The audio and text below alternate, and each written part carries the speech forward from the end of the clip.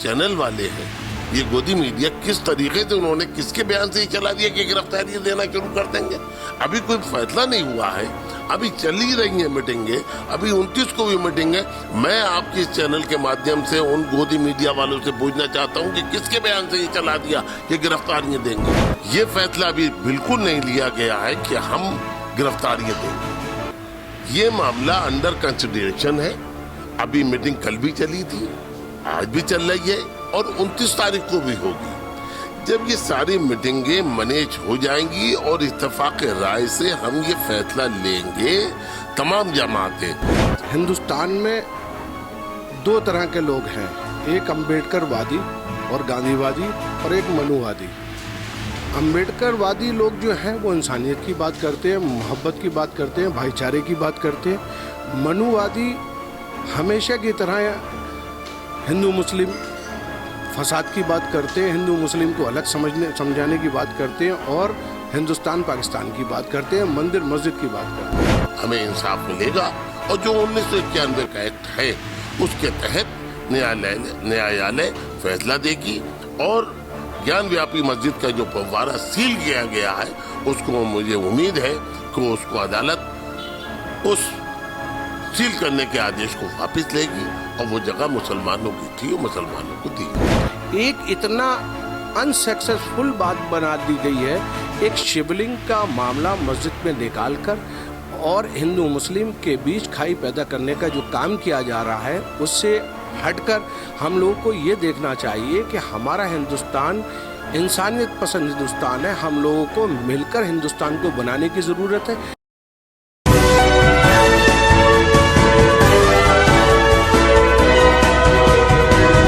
पल न्यूज़ से मैं हूं आपके साथ नदीम अकरम। काशी मस्जिद को लेकर के जिस तरीके की तथ्यों को पेश करने की कोशिश की गई, जहां 3 दिन तक सर्वे की टीम घूमती रही कि कुछ ऐसा मिले जिससे एक नई कंट्रोवर्सी को जन्म दिया जा सके, पर चौथे दिन ये ऐलान होता है कि एक शिवलिंग मिला है और उस शिवलिंग को घोषित करके ये बताने की कोशिश की जा रही है गोदी मीडिया के जरिए भी कि मुसलमानों को ज्ञान व्यापी मस्जिद जैसे बाबरी मस्जिद दे दी वैसे ही दे दी चाहिए। इस पर तंजीमें क्या कर रही हैं, ख़ासतौर पर पार्टियां क्या कर रही हैं, इसी पर हमसे बात करने के लिए इत्तेहाद मिल्लत काउंसिल के राष्ट्रीय महासचिव डॉक्टर नफीस खान मौजूद हैं। जिस तरीके के तथ्य पेश किए गए, ख़ासतौर पर ज्ञान व्यापी मस्जिद को लेकर के हर जगह सवाल है कि क्या वैसे ही छीन ली जाएगी जैसे बाबरी मस्जिद छीन ली गई। जहाँ तक ज्ञान व्यापी मस्जिद का सवाल है तो हमें तो बड़ा ताज्जुब होता है इस बात पर कि 3 दिन सर्वे के बाद जब उन्हें कुछ नहीं मिला,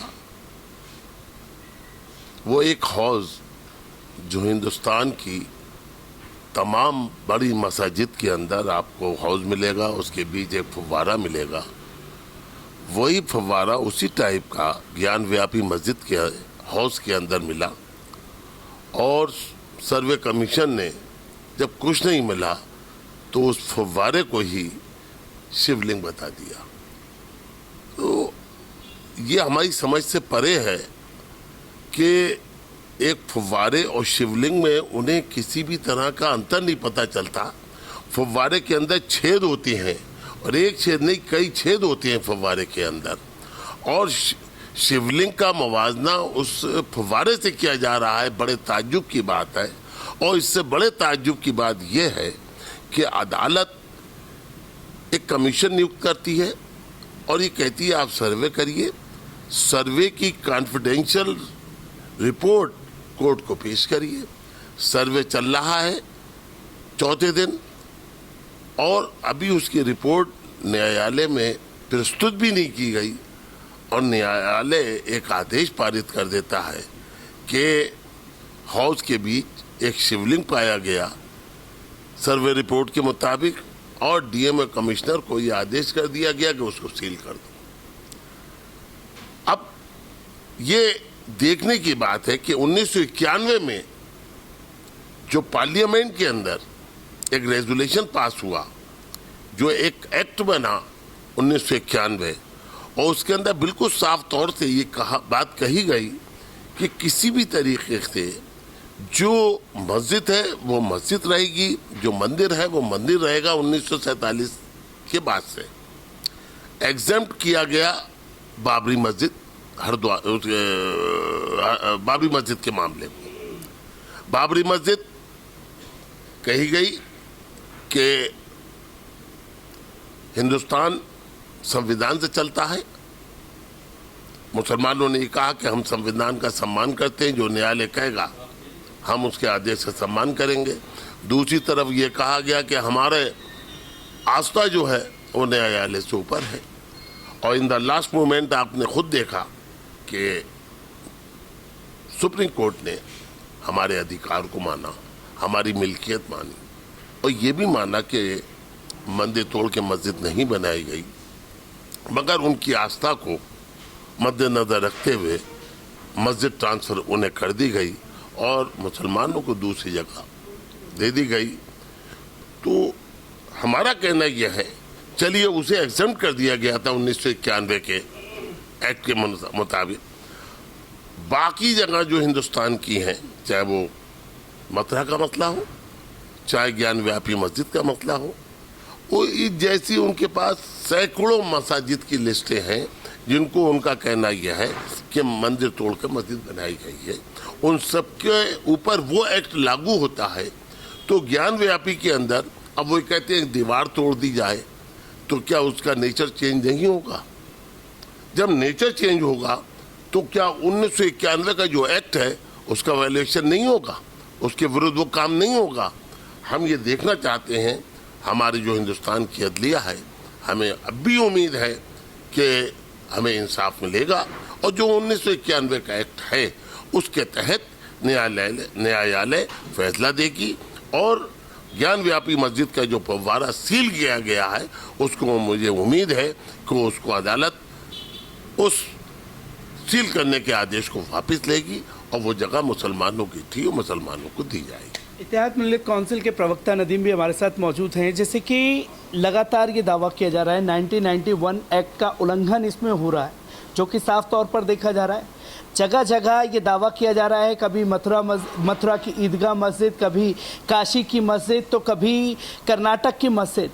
ये मस्जिद के बहाने संविधान को चुनौती है या मुसलमानों को चुनौती देने की ठान रखी गई है? सबसे पहले मैं आपके पल पल न्यूज़ का बहुत शुक्रगुजार हूँ कि आप लोगों ने इस तरीके की बात उठाई है।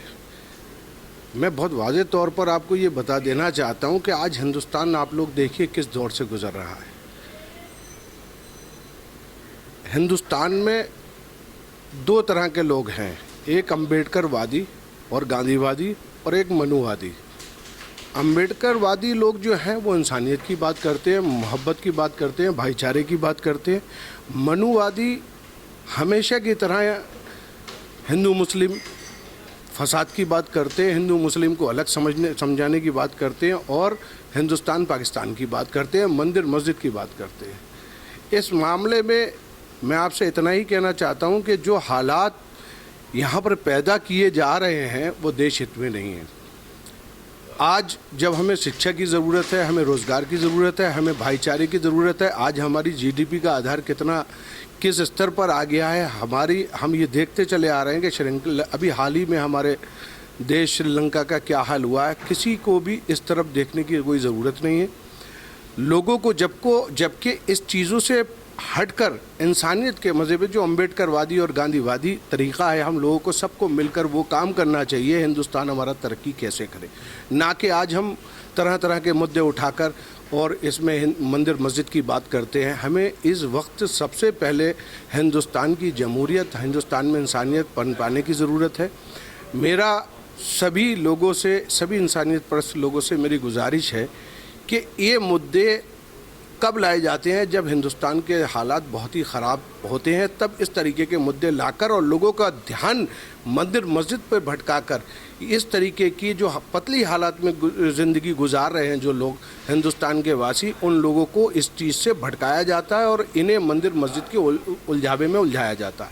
मैं स्पष्ट तौर पर यह कह देना चाहता हूँ, अभी हमारे राष्ट्रीय महासचिव डॉक्टर नफीस साहब ने जो कहा कि जो एक्ट और जो रेजोल्यूशन 91 में पास हो चुका है, आखिर हमारे माननीय उच्च न्यायालय और सर्वोच्च न्यायालय इस पर संज्ञान क्यों नहीं लेते हैं। जहाँ तक उस रेजोल्यूशन का सवाल है, जब 1947 में ये तय पाया गया था कि अब हम इस मसले पे कोई भी उससे पहले का कोई मामला है तो हम इस मुद्दे पे नहीं उठाएंगे, जबकि उससे अलग जाकर हिंदुस्तान की उस आर्थिक स्थिति के ऊपर ध्यान न देकर इस बात पर ध्यान दिया जा रहा है कि हम इस तरीके के मंदिर मस्जिद के मुद्दे उठाएं। एक इतना अनसक्सेसफुल बात बना दी गई है, एक शिवलिंग का मामला मस्जिद में निकाल कर और हिंदू मुस्लिम के बीच खाई पैदा करने का जो काम किया जा रहा है, उससे हटकर हम लोगों को ये देखना चाहिए कि हमारा हिंदुस्तान इंसानियत पसंद हिंदुस्तान है। हम लोगों को मिलकर हिंदुस्तान को बनाने की ज़रूरत है। इस वक्त सबसे बड़ी ज़रूरत हमें आपस में भाईचारे के साथ हिंदुस्तान को तरक्की और कामयाबी की तरफ ले जाने की ज़रूरत है। हमें इस तरीके के मामलातों से परहेज़ रखने की ज़रूरत है।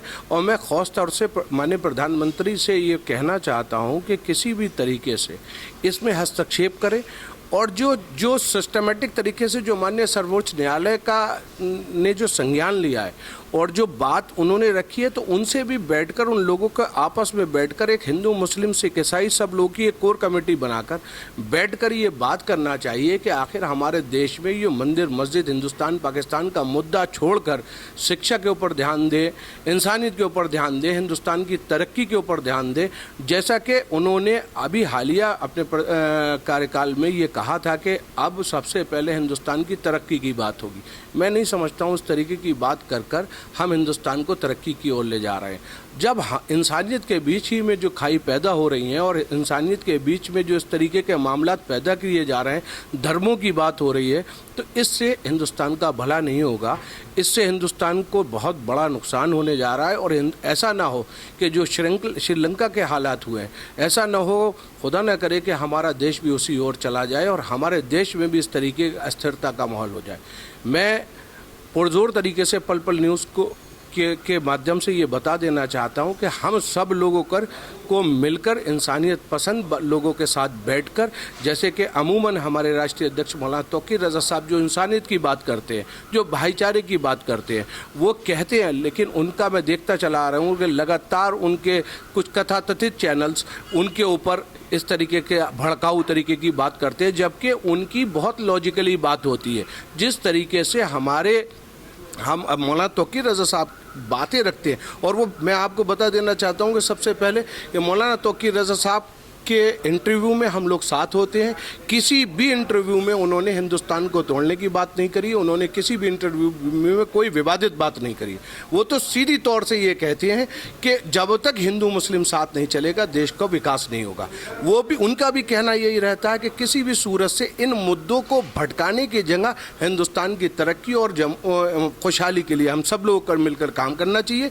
ये ज्ञानव्यापी या बाबरी मस्जिद या और अदर्स अभी जो मथुरा काशी का जो मामला आ रहा है, अभी आप अगर सॉल्व हो जाएगा ये ज्ञानव्यापी का, मैं कहता हूँ खुदा के वास्ते इसे सॉल्व कर आप आगे कोई इस तरीके का मंदिर मस्जिद का मुद्दा ना उठाए। मुझे लगता है ऐसा है कि जैसे माननीय सर्वोच्च न्यायालय ने 1 जुलाई का जो याचिका जो दायर हुई है, उसमें 1 जुलाई को सुनवाई के लिए डेट मुकर्रर की है।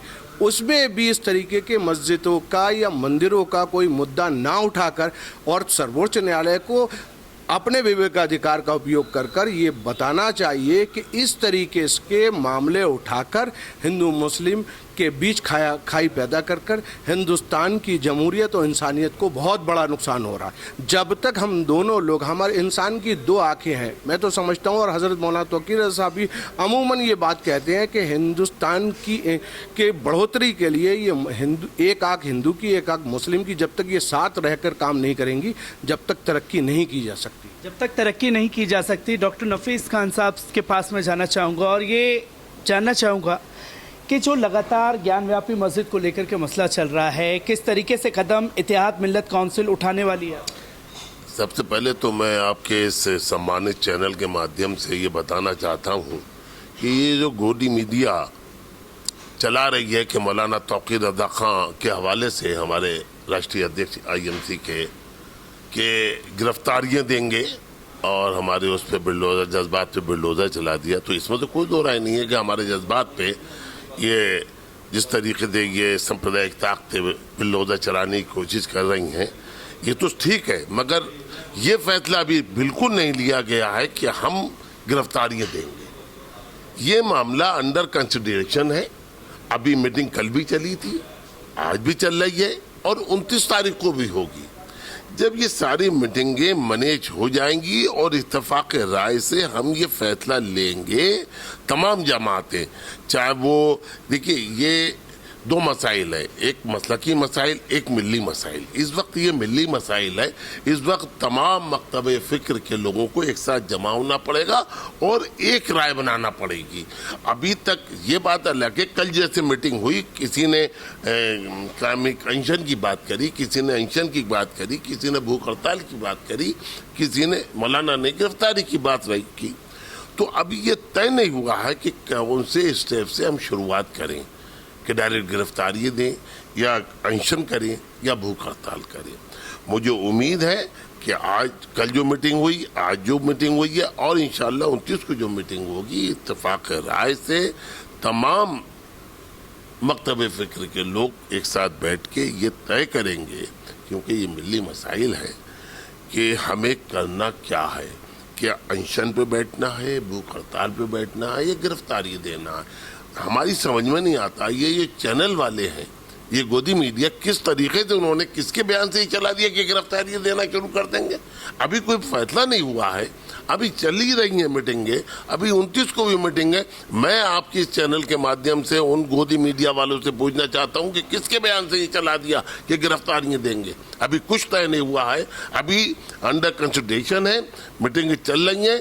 मीटिंग में जो फाइनल होगा इत्तेफाक राय से सभी के माध्यम से, चाहे पर्सनल लॉ बोर्ड हो, चाहे जमीयत उलमाए हिंद हो, चाहे इत्तेहाद मिल्लत काउंसिल हो, बरेली शरीफ की भी आवाज़ है, मौलाना तौक़ीर रज़ा खान की आवाज़ बरेली शरीफ की आवाज़ है। क्योंकि मिली मसाइल है, मतलब की मसाइल नहीं है। मिली मसाइल में हम सब लोग एक साथ बैठेंगे और इंशाअल्लाह इत्तेफाक राय से तय करेंगे कि हमें अनशन पे बैठना है, भूख हड़ताल करना है, गिरफ्तारी देना है। अभी कुछ तय नहीं हुआ, जैसे तय होगा वो हम आपको बताएंगे। जैसे ही ये ऐलान हुआ और मीटिंगें होना शुरू हुई कि असल में करना क्या है, मिली मसाइल के लिए सभी लोग एक साथ एक प्लेटफॉर्म पर आने के लिए तैयार हैं, पर गोदी मीडिया में पहले से खलबली मच गई है ताकि किसी तरीके से फूट डाली जा सके।